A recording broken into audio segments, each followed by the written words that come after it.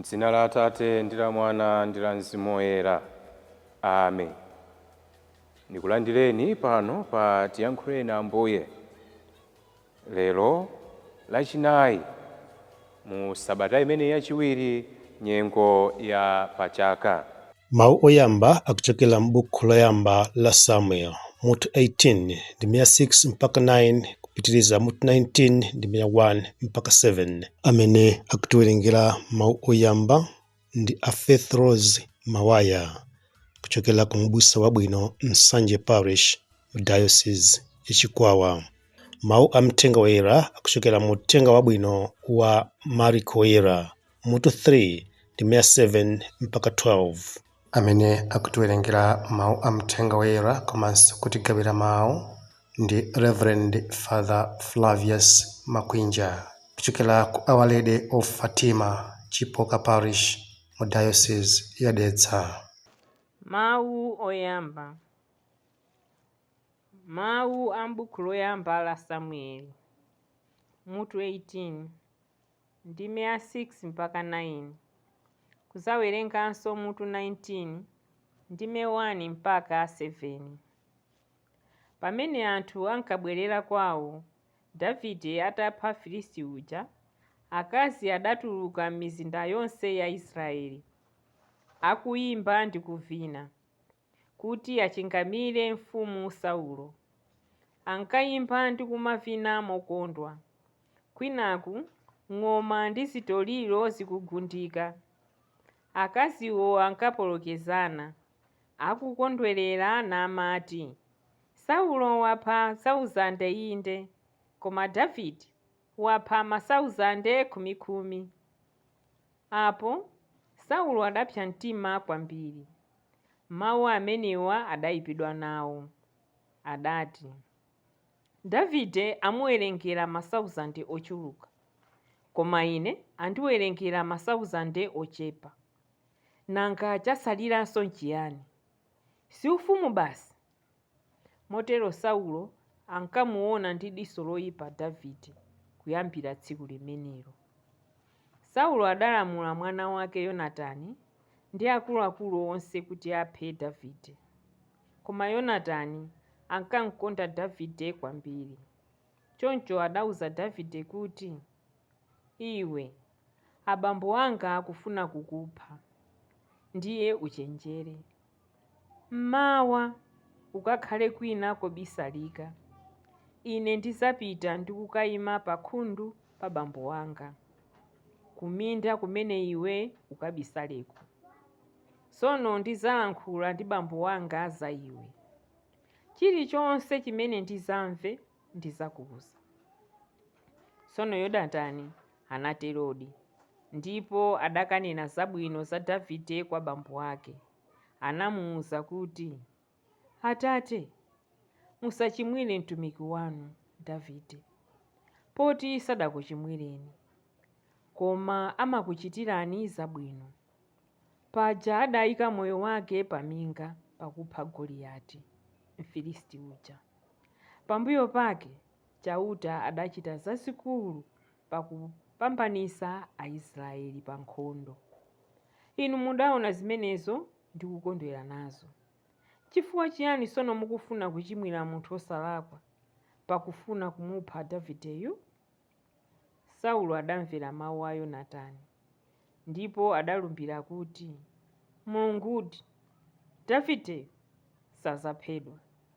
Tsono Yonatani adayitana Davide namuwuza zonsezo. Choncho Yonatani adabwera naye kwa Saulo, ndipo Davideyo ankatumikira Saulo monga kale. Mawu a Ambuye. Tithokoze Mulungu.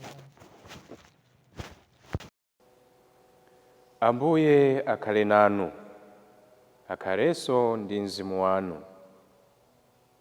Mawu a Mthenga Woyera monga adalembera Marko.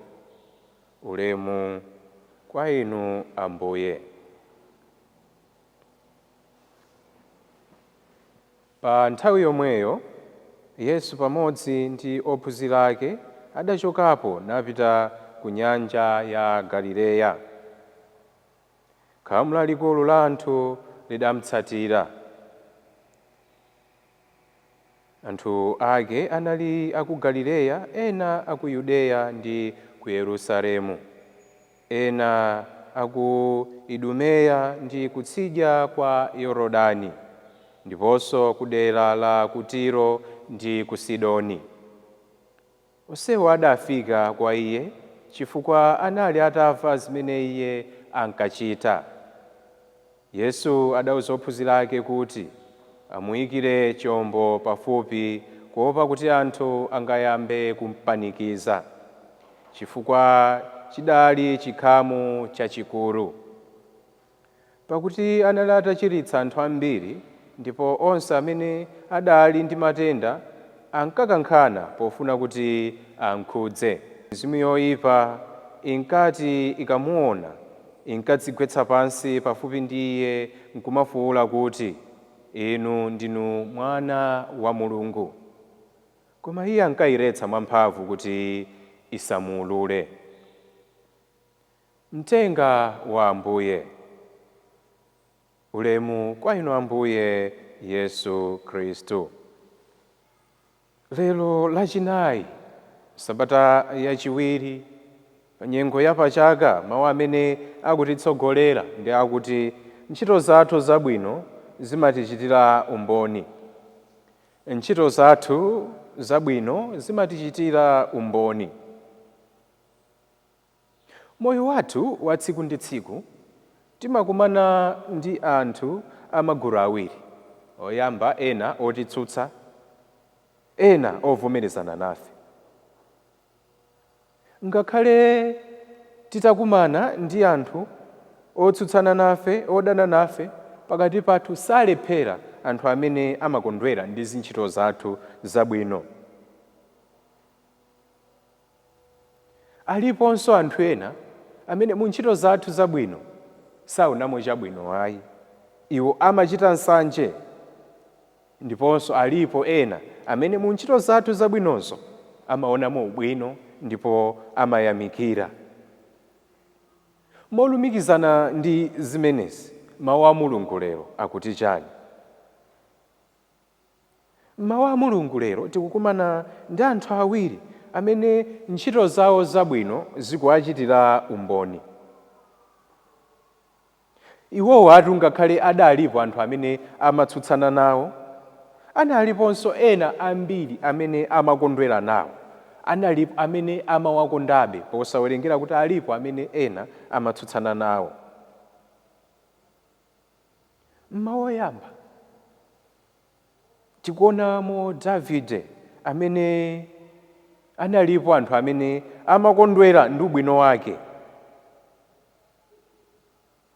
Tikuona Saulo akupsa mtima chifukwa anthu akumuyamikira Davide koposa pa zozizwitsa zimene adachita. Anthu aja akuona kuti Davide adachita zozizwitsa zomposa Saulo. Saulo zimene zikumpangitsa kuti adzimuona Davide ngati mdani wake. Davide tsopano wabwera akuoneka ngati chiopsezo cha Saulo. Saulo akuona ngati kuti Davide wabwera kudzathetsa mahopo ake.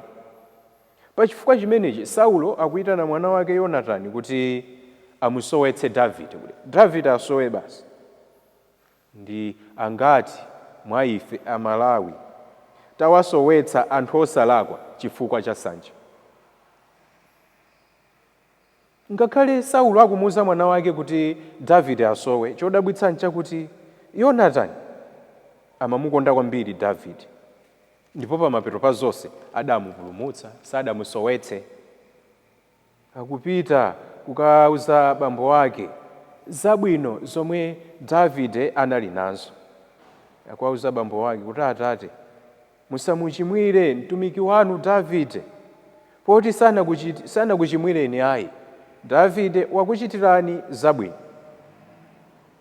Choncho Yonatani akukumbutsa bambo wake kuti ataona zabwino zimene Davide wachitira, posayang'anira nsanje yawo ayi. Ntchito zabwino za Davide zikumuchitira umboni kudzera mwa Yonatani, ndipo pamapeto pa zonse akupulumuka, sakuphedwanso ayi. Mu Uthenga Wabwino tikumbukire kuti anthu ena dzulo achoka chopsa mtima, Afarisi achoka chopsa mtima ataona zimene Yesu Khristu amachita. Pachifukwa chimenechi adayamba kuchita upo oti Ambuye Yesu amusowetse.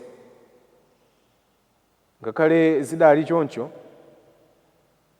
Ambuye Yesu ntchito zawo zabwino zikuachitira umboni. Umboni wake ndi uti? Tikuona kuti ngakhale ena adapsa nawo mtima kufuna kuti awasowetse, khamu lalikulu la anthu likuatsatirabe Ambuye Yesu. Anthu ambiri akubwera kudzamva zimene Ambuye Yesu amayankhula. Ati anthu amachokera m'madera osiyanasiyana. Tangoganizana kuti kudabwera anthu ochoka ku Galileya, ena adachokera ku Yudeya, ku Yerusalemu, ku Idumeya, kutsidya kwa Yorodani, ndiso ku Tiro ndi ku Sidoni. Anthu ochoka madera osewa, ndiye kuti kudabwera anthu ambiri. Nthawi zambiri anthu tikamadana nawo timapangitsa kuti akhale ndi ma followers, ma likes ambiri. Choncho Ambuye Yesu omwe akudziwa kuti anthu ambiri akuwakonda. Amadziwa bwino lomwe kuti ngakhale alipo ena amene akudana, aliponso ambiri amene akuwakonda. Taona akuwauza ophunzira ake kuti tandiyikeni mu chombo ichi chimene chili pafupi, anthuwa angayambe kundipanikiza. Tikamachita zabwino pena madalitso amatipanikiza. Taonani Ambuye Yesu akuchita zabwino ndipo madalitso awapanikiza, anthu ambirimbiri akuatsata. Tikuyenera kuphunzirapo kudzera mu ntchito zabwino zimene zimachitira umboni Ambuye Yesu, komanso ntchito zabwino zimene Davide zimamuchitira umboni. Tiphunzire kuona zabwino mwa anthu ena. Ngakhale Afarisi tamva kuti ankadana ndi Ambuye Yesu, koma taonanso kuti padali anthu ochuluka ambiri amene ankabwera pafupi ndi Ambuye Yesu kuti amukhudze poona zabwino zomwe amachita. Nafenso ngati anthu amene titaonamo zabwino mwa uyo amene timaona ngati wopikisana nafe, uyo amene timaona ngati mdani wathuyo. Ndipo pomaliza tizindikire kuti ngakhale ambiri amadana nafe, tisasiye kuchita zabwino. Olo adani nafe chotani, tisasiye kuchita zabwino, chifukwa aliponso anthu amene mu zabwino zathuzo amaonamo madalitso, amakondwera nafe. Tiye tilole ntchito zabwino zathu zitichitire umboni, ndipo tisaope kuchita zabwino chifukwa choti ena ake akutsutsana nafe. Amen.